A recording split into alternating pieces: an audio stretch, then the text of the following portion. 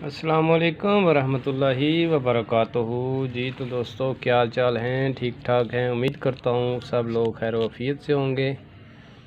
तो दोस्तों, कल वीडियो कोई नहीं अपलोड की, कोई नुस्खा वगैरह नहीं डाला। इसकी वजह बस ये कोई मरी के वाक़यात थे जिनको देख के दिल बड़ा परेशान था, तो उस वजह से कोई भी ऐसी वीडियो आप लोगों की खिदमत में पेश नहीं की। तो आज इंशाल्लाह आपको एक छोटा सा नुस्खा बताने जा रहा हूँ जो बलगमी दमा और बुखारों के लिए जो है ना अक्सीरुल असर होगा इंशाल्लाह। तो इसमें आपको थोड़ी सी मेहनत करनी पड़ेगी, इतनी ज़्यादा मेहनत इसमें दरपेश नहीं है।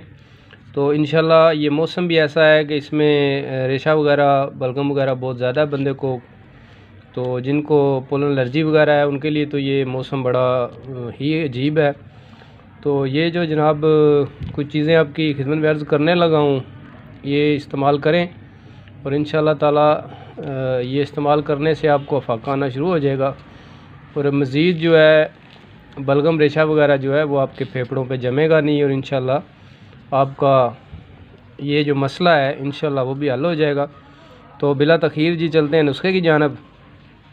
तो इसमें जनाब पहली चीज़ है गुले मदार, जिन्हें आग के फूल बोला जाता है। जो आग के ऊपर ये फूल होते हैं वाइट कलर के, वो हैं दुख्मे दतूरा स्याह।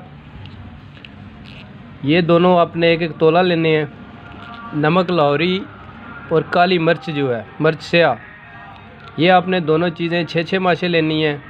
इनको सब को आपने अच्छी तरह पीस लेना है और आब अदरक का पानी आपने निकाल लेना है, वो उसमें मिक्स करके चने के बराबर आपने गोलियां बना लेनी हैं। जब वो खुश्क हो जाएं तो एक गोली आपने बवक्ते सुबह निहार मुँह पानी के साथ खानी है।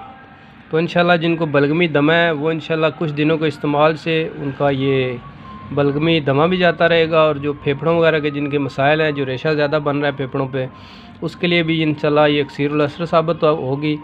और कोशिश करें कि ये जो गुले मदार हैं, आग के फूल हैं, ये आम मिल जाते हैं, इतने कोई पंसार स्टोर से आपको ये मिलेंगे नहीं। तो बेहतर ये है कि आप ये ताज़े उतार लें। और दतूरा स्याह जो वो भी आपको मिल जाएगा, इसके तुखम आपको पंसार स्टोर से मिल जाएंगे आसानी से, और बाकी दो चीज़ें भी आसानी से मिल जाएंगी। तो ये जनाब आप बना के इस्तेमाल करें, इंशाल्लाह इस मौसम में आपके लिए बहुत मुफीद है।